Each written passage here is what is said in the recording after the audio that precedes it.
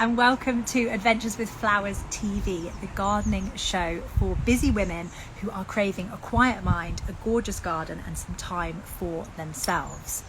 I'm your host, Kendall Platt, the Mindful Gardening Coach, and I'm here to get you growing a garden that sets your heart on fire in the small pockets of time that you have available. Hey guys, nice to see you.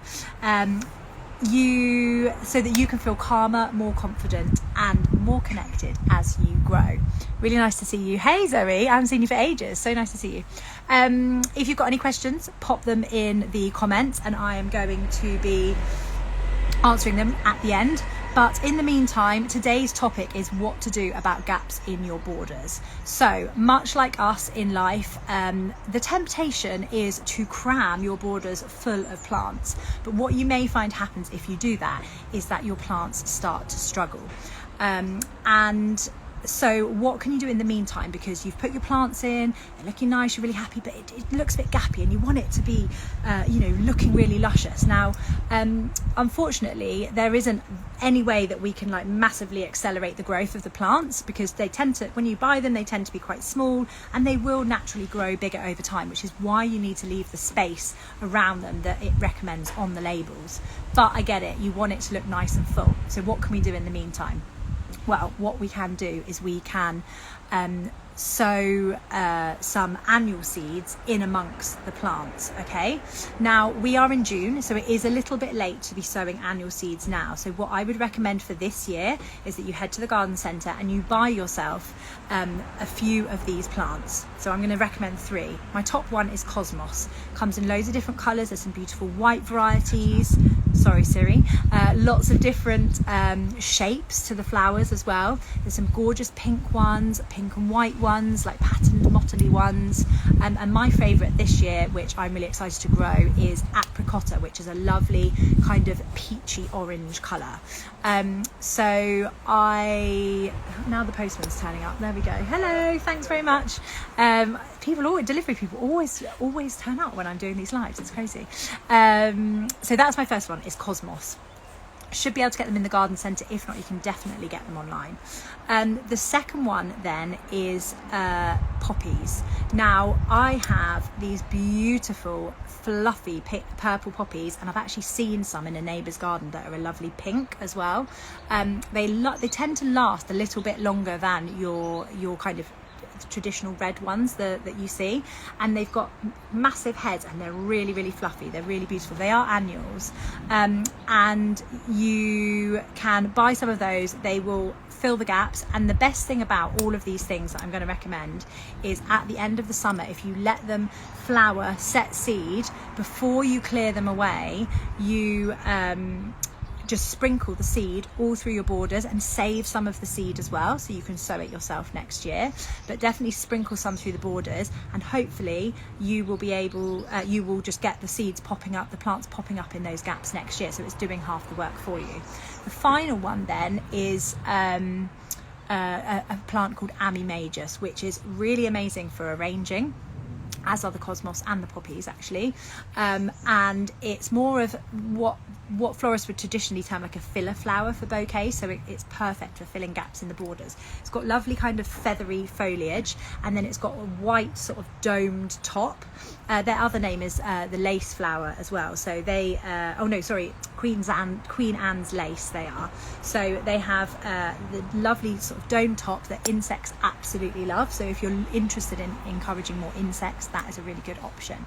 So I would say go to the garden centre, get yourself those plants, put them in the gaps, let them do their thing this summer, and then in the autumn sprinkle the seed through the borders, collect a bit of the seed, and you can sow it again in April if you want to, but you might not need to, because hopefully Mother Nature will have done the work for you, and those seedlings will start popping up next spring, which will be amazing. So they are the things that you can do to fill the gaps in your borders this year. If I don't know if there's any questions. If there is, pop them in the comments and I can ask them at the end. I wanted to share one thing with you this week that I am absolutely loving in my garden now. So I'm going to take you off of here. Hang on. the one thing that I'm absolutely loving is my sweet peas are finally out. Now, I'm not going to lie, they're not that thrilling. Can I flip you around? Don't know if I can do that. No. So you can see here my sweet peas are finally growing on there. Not very many brightly coloured varieties, sadly, but they are finally here. I think it's just been a little bit too hot for them, so I've been trying to water them as much as I can. But the thing that I am not loving, I'm just walking up the garden here, is all of these weeds in my gravel. Look at them, they're absolutely everywhere. So I said to you when I did this that I was going to be showing you my garden, warts and all, and that is absolutely what I am doing. Weeds grow everywhere, as we discussed on one of our Q&As last week, and yeah, my garden is not immune to them. Okay, Nikki's shared a question. Thanks, Nikki. What do you recommend to grow in pots to add some colour and interest when the borders aren't yet developed? Okay, cool. I'm going to show you some of my pots actually. So I like to do a mix actually of perennials and annuals. So here's a few of them here. So this one I did the other day. This has got some begonias in. These here they open out and they're kind of like a beautiful, almost like a daisy, but it's actually a succulent variety. So I'm trying to go for more things that are going to withstand the heat, because I know I'm going on holiday in the summer and I wanted things in pots which obviously are going to naturally dry out easier, that would last. So I just found them in the garden centre actually. I don't actually know, they didn't have a name on them, they're just a succulent daisy. And then I've put these in with them, that are these, well, they almost look like little fireworks. I just thought they were really fun.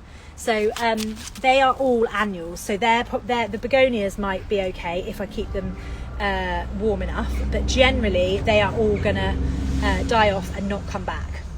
Here I've got this lovely dahlia which I could not resist in the garden centre, which is this, it's got this amazing kind of black foliage and this pink, so that hopefully, again, if I look after it well, will come back year on year. And then in here, which are yet to flower, I have put in this is a cosmos here, this is amaranthus, and this is a scabious actually. It's a summer fruit scabious, so it'll be nice and pink. This is a heuchera, which are come in loads of different colours. This is a bright green one. I like the green, I just think it freshens everything up a little bit. And again, I've put a summer fruits scabious and a cosmos in there, so I've made like a little collection there, as you can see. Moving on here, but again, nothing is quite, I mean, there's some flowery bits. This is quite green still, so I've got some grasses in here. I've got another dahlia, and this is a sunflower which is yet to pop. So yeah, so there's bits doing their thing, but it's not. And then over here in my pots, you can just see into my house here. But again, I've gone for those lovely daisies. They open in the sun, and begonias there, and these kind of fireworky things. So generally for pots, if you want kind of instant colour, your friend is going to be the garden centre, because what they will have done is they will have grown them on undercover, so they're going to be flowering earlier. So I would say go and do that. Head to garden centre and just choose bits that you like, really. Another question then, so how to stop snails eating my dahlias? Yes, okay, snails, those bastards. It's gutting, isn't it, when you've gone to all the effort of growing them. So two things you can, well, there's a few things you can do. You can surround the dahlias on the ground with I use like a sharp gravel, so it's very tiny little pieces of gravel. In fact, I've got some of it here, and can you see it's quite sharp on the edges, so they don't like crawling over it. It is a bit of a case with snails of hitting with as many tactics as you can, and hopefully they will bugger off enough that the dahlias can grow and get big enough, and then the plant won't mind so much if they are having a bit of a munch. So that's the first one, is surround by gravel. Hey Biliana, nice to see you. And then I also really recommend getting some nematodes if you can, which I believe are in stock at my good friend Ladybird Plant Care. Tessa is the knowledge on pests. So I would get some nematodes if you can, and get those. They're basically like a natural predator to the slugs. So you mix them up with water, and then you water them onto your, hey Kim, nice to see you. You water them onto your garden, and they naturally kill off the slugs. So that is a must do, especially as it's like doesn't take a lot of time. Like you buy them, you water them on, you let them do their thing. What else with dahlias? It depends if you're growing your dahlias in pots. You can try using some copper tape around the top of the pots. I've tried that. It seems to work okay. I would say there's nothing that's like 100% great. And another tip, which is a bit grim but quite effective, is first thing in the early morning when it's still a bit wet outside. If it is wet, it was this morning, which was joyous because it actually rained last night, I think. Is to head out into the garden before the heat gets up in the day, because that is when the slugs will be out munching, is at night and in the early morning. And take a cup of tea with you, get out there and go on a bit of a slug hunt, especially around your dahlias, because if you know that's where they're munching, and get them and get rid of them in whichever way you choose to do. Hey Hells. So I would say nematodes, gravel around your dahlias, copper tape around the top of the pots if you're growing them in pots, and slug hunting in the early morning. If you want to take the kids with you, you can. They'll probably be quite grossed out about it, but also quite enjoy it as well. So is there any more questions? If there's any more questions, pop them in the hey, gardening for wellness, pop them in the chat. Yeah, she loves collecting them, so this is a great tip. Yeah, good. She can turn them into her pets or something, and then feed them with loads of leaves that are not your dahlias. So yeah, unless there is any other questions at all, I am going to sod off, because I did promise these videos would be under 10 minutes. But I will be back next Monday at, I'm a bit late today, but I was aiming for 10 a.m. So if you are new with gardening and you need a helping hand in deciding to work out what plants to put and where in your garden, to work out why your plants are struggling. Maybe you're thinking, I don't know what I'm doing and it's dying and I really don't want it to. Or you are struggling with knowing how to look after your plants that you've got. If you've inherited quite an established garden and you don't know how to look after your plants across the year, and you're worried that it's turning into a bit of a jungle, and how to do that in the time that you have available. Or you are desperate to turn your garden from bland and boring into bountiful and beautiful, then this week I have 2 slots available for my one-off sessions, which are called Mindful Gardening Hours. And I also have 2 slots in my ongoing support program called Cultivate Your Wellbeing. So if they have got your name on, then head to my website. It's adventureswithflowers.com, and you can book right in there. If you are watching on YouTube, then please like and subscribe, and why not join us live on Instagram next Monday at 10 a.m. and that joy-filled garden is gonna be yours, I promise. Have a great week. See you later. Bye.